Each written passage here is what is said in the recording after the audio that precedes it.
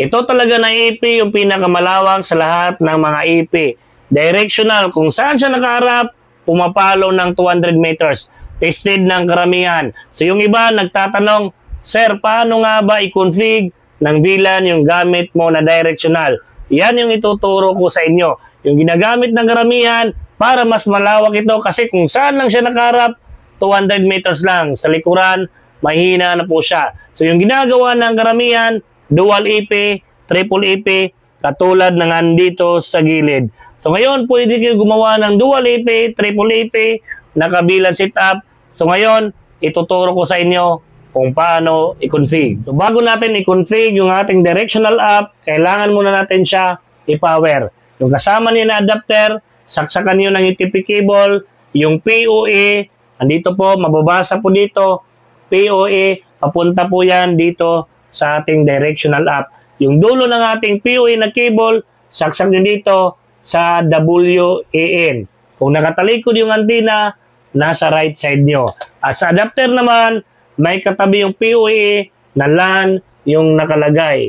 Yung LAN naman, yung dulo ng UTP cable, papunta sa internet nyo. Huwag na huwag nyo itong i-config na hindi nakasaksak sa internet nyo. Kailangan natin supplyan ng internet yung ating directional app bago natin i-config para VLAN. So tara, config na natin. So ito na, nasaksak ko na yung aking COMFAS at ang lalabas dito sa pangalan ng mga Wi-Fi, COMFAS, yung may mga numero dyan, connect dyan, tapos hintayin nyo na lumabas yung portal at pag hindi lumabas yung portal sa cellphone nyo, pwede kayo pumunta, yung sa akin lumabas, pwede kayo pumunta pag hindi lumabas sa Chrome, tapos lagay nyo sa Chrome 192.168.10.1 at ito na yung lalabas. Lagay nyo dito admin, small letter admin, tapos click password add. So unang gagawin nyo, punta kayo sa IP. Pagkatapos, click next. At dito na kayo gagawa ng sariling pangalan ng piso Wi-Fi nyo. For example, sa akin, Yamos TV, piso Wi-Fi. Pwede Yamos TV lang yung lagay ko para mas madali. Pagkatapos, huwag din na pakialaman yung sa baba. Click niyo yung modify. Hintayin nilang na ilang segundo matapos mag-loading or mag-save yung ating settings. Pagkatapos niyan, punta kayo sa Wi-Fi, hanapin yung pangalan na Yamos TV. Andito na sa baba, kita nyo, connect kayo sa pangalan na Yamos TV para ma-configure ulit natin into VLAN. Pagkatapos, punta kayo sa right side, punta kayo sa baba, itong IP settings, click niyan, di ba naka-DHCP po yan, click niyo po yung static. Punta naman kayo sa IP address 192.168.10, ang ilalagay nyo .10.200. Pagkatapos, yung gagawin nyo, is back lang kayo para mag-automatic na mag-save po siya. And kung titingnan nyo ulit, naka-static na po yung ating IP settings yan. Naka-static. Dapat naka-static po yan. Pag hindi po naka-static, hindi po natin siya mo-config into VLAN. Punta ulit kayo sa admin, sa website nila, 192.168 para mapasok natin ulit ang ating COMFAS. Ayan po. Lagay natin yung password na nilagay natin na admin. Login. Pagkatapos, punta kayo dito sa wizard. Back muna, hindi pala sa wizard, dito sa baba, sa network.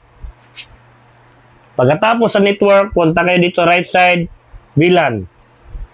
Click niyo yung add. Pagkatapos, click natin, piliin natin dito sa Proto, lagay natin sa unmanage.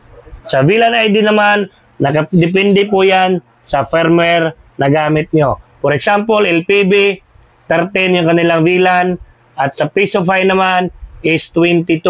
So, ang gagamitin ko na firmware is sa Pisofy. So, ilalagay ko dyan, VLAN ID 22. Pagkatapos, punta kayo dito sa baba. Check nyo yung LAN 1. Tapos, click yung save. Hintayin nilang na ilang segundo matapos mag-save yung settings. Di ba dito tayo galing sa VLAN? Punta ulit kayo dito sa wireless. Sa wireless naman, punta kayo dito sa baba, lagay nyo dito VLAN 1. At pagkatapos, click nyo na yung modify. Yun lang. Napakadali lang. Hintayin nyo lang na mag-save yung settings at tapos na natin i-config yung IP nyo into VLAN. So, di ba napakadali lang i-config yung ating directional app para sa VLAN. Pwede na kayo mag-set up ng sarili nyo. Huwag kayong mag-alala. Meron akong video tutorial step by step paano po mag-multi-point sa ating IP. Isang IP, dalawang IP, tatlong IP. Meron akong tutorial sa aking Facebook page, Yamuas TV Official. Sa lahat ng mga nanonood ngayon, kung nagustuhan yung video natin, huwag kalimutan subscribe sa baba. At syempre, kung gusto niyo bumili ng directional app, andyan yung legit link sa baba, original yung kanilang product para sigurado na hindi tayo mabudol.